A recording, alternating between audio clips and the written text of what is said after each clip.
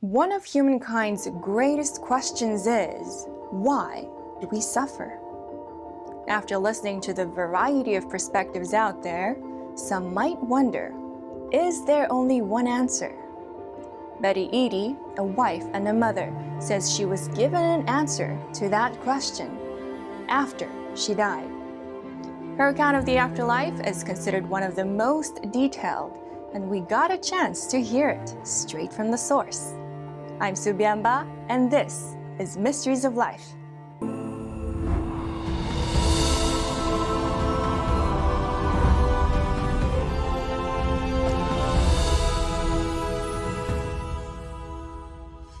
Hearing about Betty Eadie's childhood life and struggles can stir the soul. Racism, discrimination, and even the death of her baby girl. Betty's been through a lot, but in a sense, you could say she's transformed the bad into the good. Her near-death experience has been heard by millions, inspiring an uncountable number of people since 1992, the year her book, Embraced by the Light, was published. You have one of the most detailed accounts of near-death experiences, but before we dive into that, could you please tell us about yourself before the near-death experience in terms of your faith, your family, and your spiritual values and beliefs? I was raised in a Catholic boarding school from the age of 4. It was Native American back in around 1946, then I guess 7.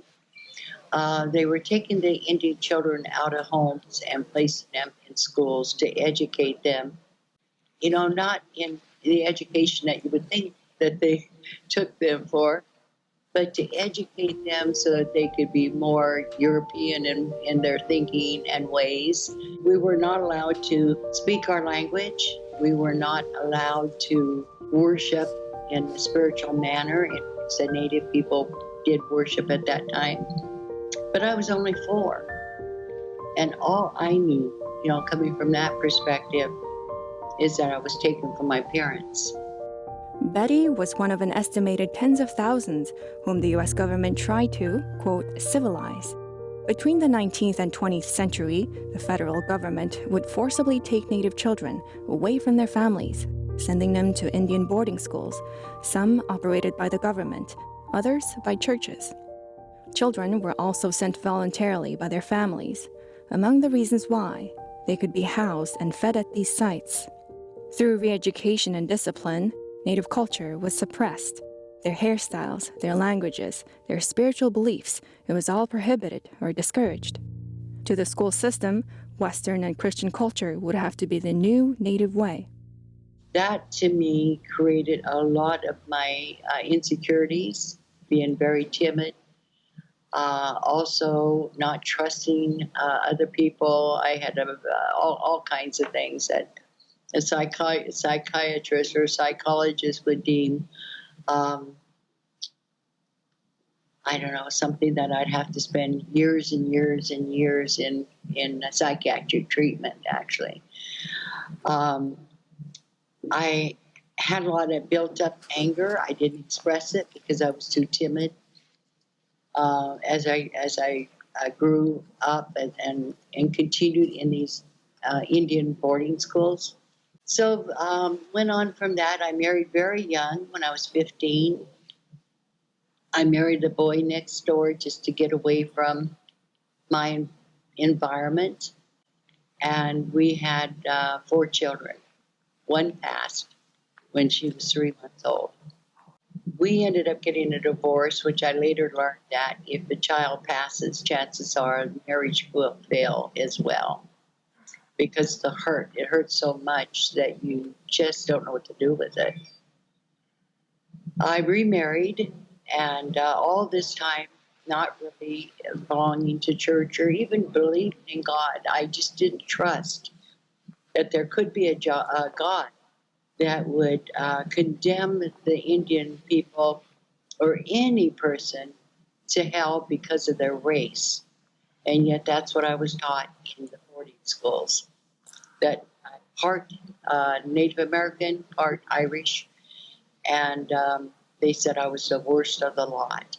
Although she did not believe in God, Betty said she did want to believe in him, but couldn't find him. She would eventually remarry, having 3 more kids. And at the age of 31, heeding the advice of her doctor, she got a hysterectomy, a surgery that would trigger one of the most consequential events of her life. Could you walk us through that day? What exactly happened? Where were you? My husband took me into the hospital, and I was frightened. I'd never been in a hospital for surgery before, and just having my babies, and that was, it wasn't all that bad. But to go in and know that I'd be cut on, yes, that was very frightening for me. So we went into the hospital. This was way back when husbands couldn't stay in the room. They had visiting hours from from 2 to 4 or something. And so he had to leave, and I was so frightened because I thought, if I die, I'm sure to go straight to hell because I'm Indian and I am Irish. And God doesn't want anyone of us with him. So that was very frightening. Well, during the surgery, I bled, and they were able to stop that. Then laying in bed after recovery and returned to my regular room from the recovery room, I don't remember too much of being placed in the bed, except for that, I don't know, I had the best way to describe it is a feeling of foreboding. I just felt like something wasn't right. Something was going to happen. And it was, I tried to call my husband, and I did talk to him, and I told him about my feelings. He comforted me. Then I went on to sleep that night, only to be awakened just hours after. It was around 9:30. And I felt myself dying. I know that when I die again, I will know what that feeling is, because it's very distinct. It's very different. It's your body shutting down. And in my case, it began to shut down from my feet up. And I could feel my legs dying. And by the time that death reached up to my shoulders, I felt this feeling inside, a movement, a shuddering of my heart. And then that was it. I was gone. Besides the feeling of dying, which was, like I say, it's a very distinct feeling, then this movement in my chest, and then there was like a pop, and I came up out of my body. And I just rose right up to the ceiling and pancaked my body, looking down from the ceiling of the hospital. Now, I had worked in hospitals before when I was studying to become a nurse. I know what a dead person looks like. So I came down close to take a closer look at myself. And I thought, oh my God, I'm dead. I just became very frightened at that moment. But as each moment passed, and it passed very quickly, it's like waking up from amnesia. And I've been around people who have come out of amnesia, and so that's how I relate to this sudden awareness. 3 ancient men with brown robes and golden belts around them. One had a hood up. And they appeared by the side of my bed, and they told me that they had always known me. Always had known me through the eternities. I remember thinking, I know what an eternity is, but what is eternities? And they said they had known me through eternities, and that they had loved me, and that I had loved them, and that they were my ministering angels. And they said, you have died, but you have died prematurely. So, and it was right after that then that I wanted to see my husband, because I knew I had died. I wanted to see my husband. I wanted to see my children. And again, minutes had passed. And so when I looked for an exit, I went out the window. Now, you wouldn't go out the window if you were thinking right as a human being. But that's where I went. I knew I could go through that window, and I went through the window. And I'm going to call it flying there, that I flew home.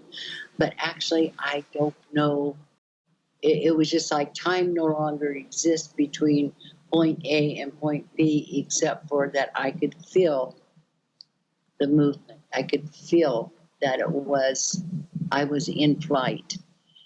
And I arrived at my home where my husband and children were. And he promised to put the kids to bed, so I was very angry at him because he hadn't. And they were running all over the place. So that is my experience there in a home. But when after I had returned and told my husband that, he says, are you sure you had that? I said, yes, I know. I says, honey, I came home and I saw you sitting in your chair, reading a newspaper, kids running all over the place. He just looked at me and he says, oh my God. Well, he said, you nagged me on the grave, He just couldn't believe that and that, I think, when I gave him details, is when he could believe that what I experienced was for real.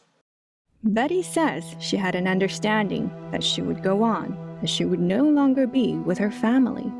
This was the end of her earthly life, the finale of a native Irish woman's life, once called the worst of the lot, and on her way to potentially face punishment for her sins. So she thought. Soon after I got back, there was a sound that was at first the most beautiful sound, tinkling bells, chimes, just this sound with new movement in it. They never bothered me. I felt excited about them, but it was like an energy that was preparing me to go with it. And it drew me into it. And this is when I went to this very peaceful black space. It was so black that you could put your hand up and not see your hand. Before going there, I was claustrophobic, and I couldn't stand small shelters. When I was a kid, when they punished us, we had to go into small cubicles, dark, and so I had an aversion to being around anything dark or shut in. But in this space, it was, if I hadn't gone on further, I would have wanted to stay there for the rest of my life.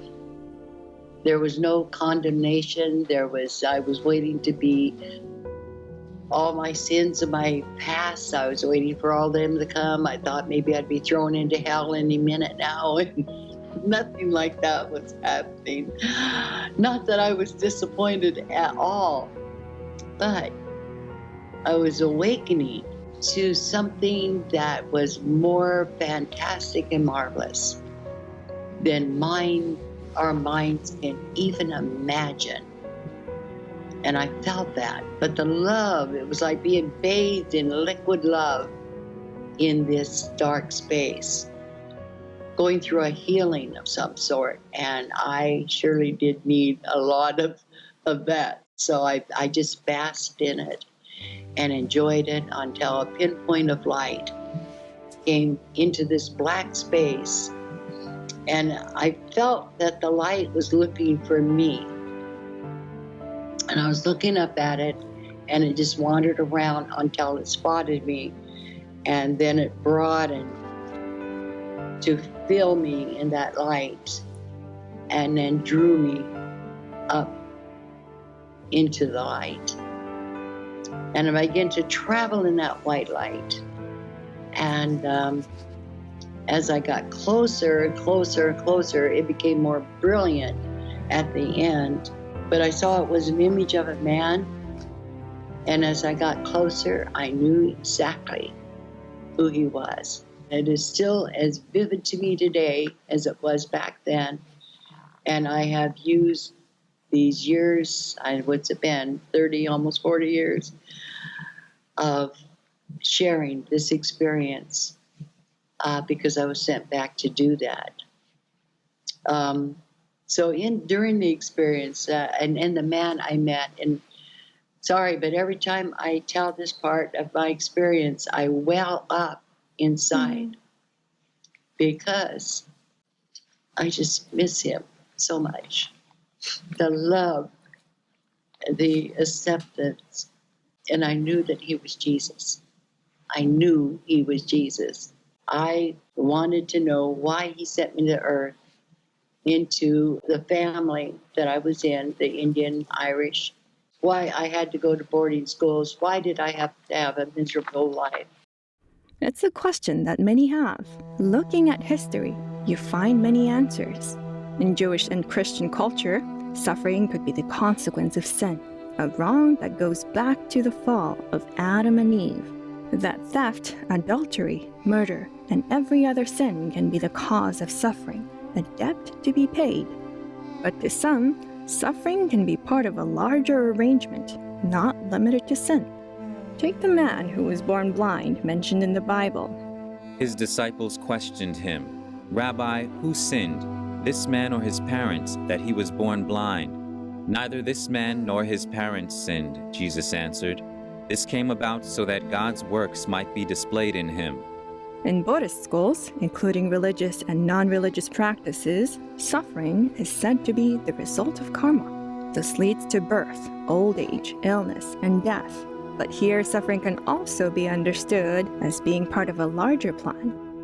The founder of Falun Gong, a Buddha school cultivation practice, gives a view of that plan in a recent article called How Humankind Came to Be. All of the madness now unfolding in the world was planned as such for the final phase by divine beings. Their goal was to test the lives here and see whether they were worthy of salvation, and give them a chance to, in the process, work off their sins and karma while going through difficult things.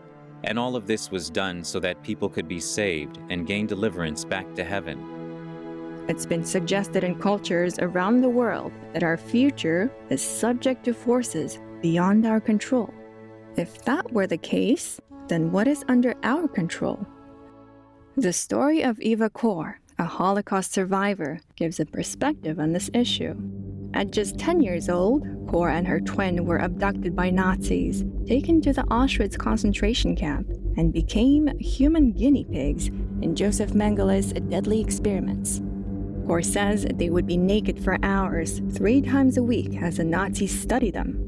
At other times, their blood would be drawn, and they would be given injections, potentially with drugs and pathogens.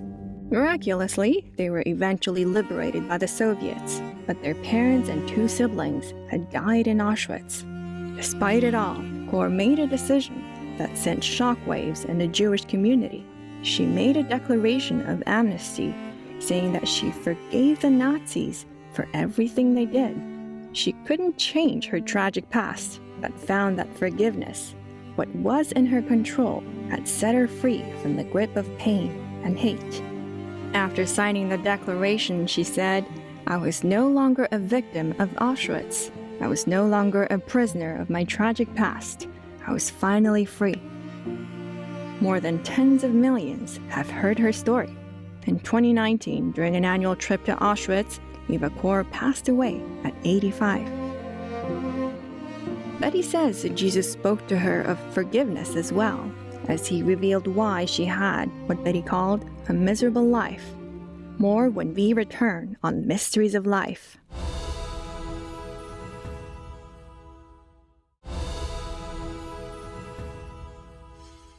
Betty says Jesus told her that her suffering is the result of a decision she made in her past. He said, because you selected that. You, as a spirit being in heaven, had grown to such wisdom that you wanted that challenge, that you were strong enough to endure that.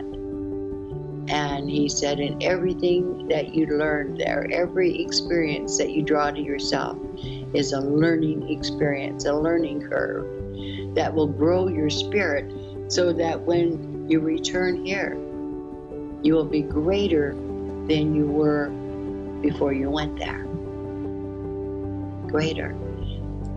Even the angels did not select to come here. They weren't prepared to come here. They didn't have the growth that every mortal being had in heaven. And each one of us took on the challenges that we knew we needed to have in order to grow and to acquire the greater attributes like God. We're here to acquire his attributes of love is the number one, love, forgiveness, all these things. And we, in order to get to that point of learning what it's like to love or what it's like to forgive, you go through all these different challenges. Some things are just almost unforgivable. And so we learn to deal with that. It's how we deal with it that we grow our spirit to become more like he is. And so I was taken to different parts of heaven so that I could understand it in a greater way. I saw spirits preparing to be born on the earth. And it was interesting how they were selecting their parents. Maybe just their mother or maybe just the father sometimes. Sometimes they were already a pair. They selected them. And he also said that we all have a mission to serve here on this earth, every one of us. It doesn't have to be grand or grandiose or anything like that. It could be just simply meeting someone and helping them along their path. So there's no way of saying whose mission is greater than another. So we just can't judge. We can walk down the street and see a drunken old bum. And they did show me this drunken bum's spirit. They took his spirit out of his body, and I was humiliated by the contrast of his spirit versus mine. My mission, I believe, was to serve God by writing Embraced by the Light. Otherwise, why would he take me into heaven, give me all of this insight, and then tell me I needed to come back, and then later telling me to write Embraced by the Light? I still feel compelled to share Embraced by the Light in all that I was taught there or remembered with whomever will listen. It doesn't matter to me, because every soul is powerful. Every soul is deserving. And so you just learn to love them all. And that is what Jesus said to me when he returned me back to earth. He said, above all else, love one another. And if you can do that, all else will be fine. That native Irish girl, once condemned to hell, the worst of the lot as she was called, grew up, met Jesus, and published a bestseller, inspiring millions. After hearing that message from heaven, Betty transformed her understanding of the pain she had suffered in life. To Betty, those bitter experiences, including death, were part of a larger plan, crafted by none other than herself. It's been great having you with us, and we hope to see you next time on Mysteries of Life.